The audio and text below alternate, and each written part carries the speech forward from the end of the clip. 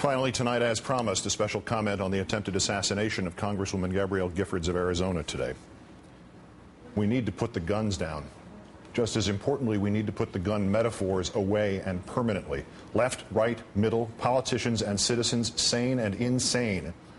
This morning in Arizona, this age in which this country could accept the, quote, targeting of political opponents and putting bullseyes over their faces and of the dangerous blurring between political rallies and gun shows has ended.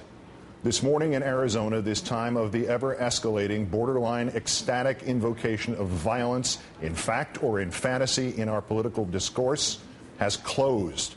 It is essential tonight not to demand revenge, but to demand justice, to insist not upon payback against those politicians and commentators who have so irresponsibly brought us to this time of domestic terrorism, but to work to change the minds of them and their supporters.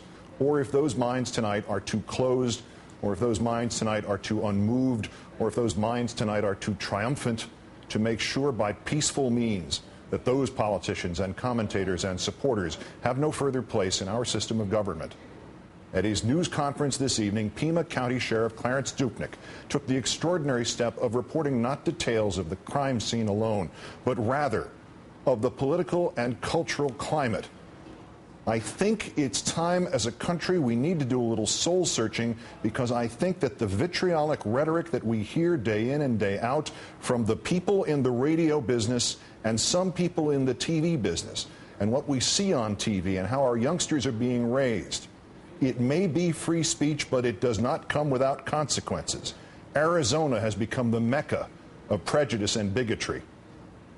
If Sarah Palin, whose website put and today scrubbed bullseye targets on 20 representatives, including Gabby Giffords, does not repudiate her own part, however tangential, in amplifying violence and violent imagery in American politics, she must be dismissed from politics. She must be repudiated by the members of her own party. And if they fail to do so, each one of them must be judged to have silently defended this tactic that today proved so awfully foretelling. And they must in turn be dismissed by the responsible members of their own party.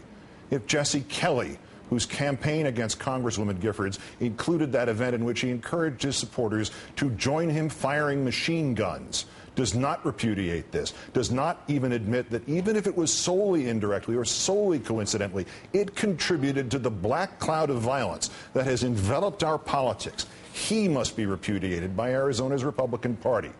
If Congressman Allen West, who during his successful campaign told his supporters that they should make his opponent afraid to come out of his own home, does not repudiate those remarks and all other suggestions of violence or forced fear, he should be repudiated by his constituents and the Republican Congressional Caucus. If Sharon Angle, who spoke of Second Amendment remedies, does not repudiate that remark and urge her supporters to think anew and again of the terrible reality of what her words implied, she must be repudiated by her supporters in Nevada.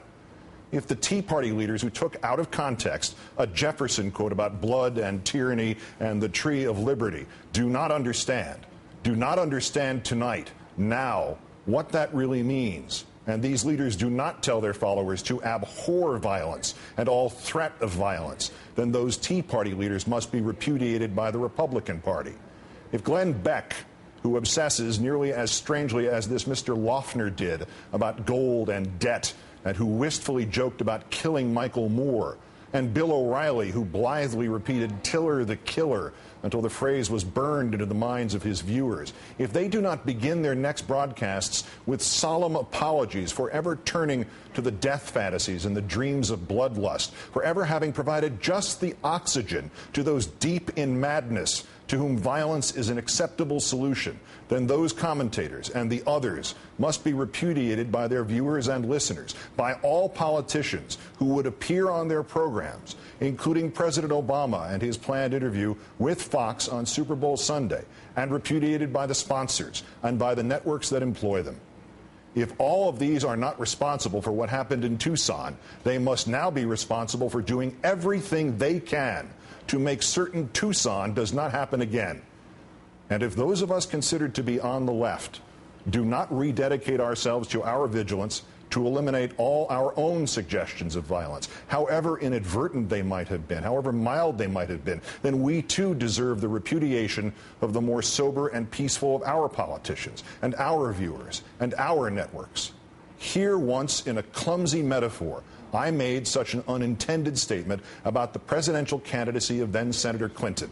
It sounded as if it was a call to physical violence. It was wrong then. It is even more wrong tonight. I apologize for it again, and I urge politicians and commentators and citizens of every political conviction to use my comment as a means to recognize the insidiousness of violent imagery, that if it can go so easily and slip into the comments of one as opposed to violence as me, how easily, how pervasively, how disastrously it can slip into the already violent or deranged mind.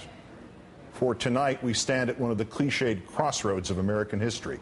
Even if the alleged terrorist Jared Lee Loughner was merely shooting into a political crowd because he wanted to shoot into a political crowd, even if he was somehow unaware who was in that crowd, we have, nevertheless, for years, been building up to a moment just like this. Despite the YouTube videos of what appears to be Loughner referring specifically to the 8th Congressional District of Arizona, Gabby Giffords' district, assume the details are coincidence. The violence is not. The rhetoric has devolved and descended past the ugly and past the threatening and past the fantastic and into the imminently murderous. We will not return to the 1850s when a pro-slavery congressman nearly beat to death an anti-slavery senator and when an anti-slavery madman cut to death with broadswords pro-slavery advocates.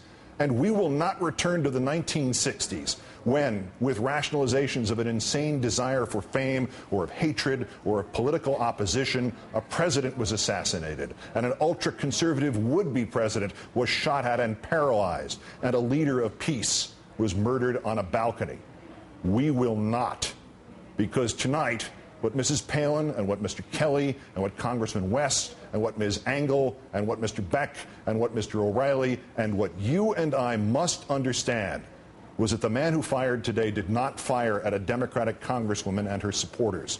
He was not just a madman incited by 1,000 daily temptations by slightly less madmen to do things they would not rationally condone. He fired today into our liberty and our rights to live and to agree or disagree in safety and in freedom from fear that our support or opposition will cost us our lives or our health or our sense of safety.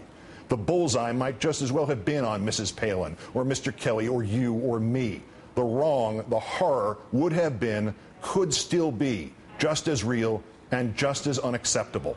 At a time of such urgency and impact, we as Americans, conservative or liberal, should pour our hearts and souls into our politics. We should not, none of us, not Gabby Giffords, not any conservative, ever have to pour our blood.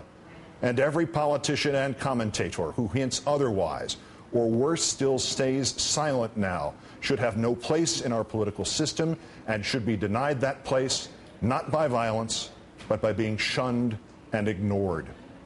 It is a simple pledge, it is to the point, and it is essential that every American politician and commentator and activist and partisan take it and take it now. I say it first and freely.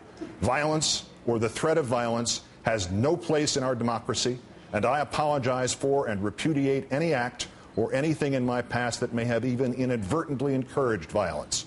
Because for whatever else each of us may be, we all are Americans. Good night and good luck.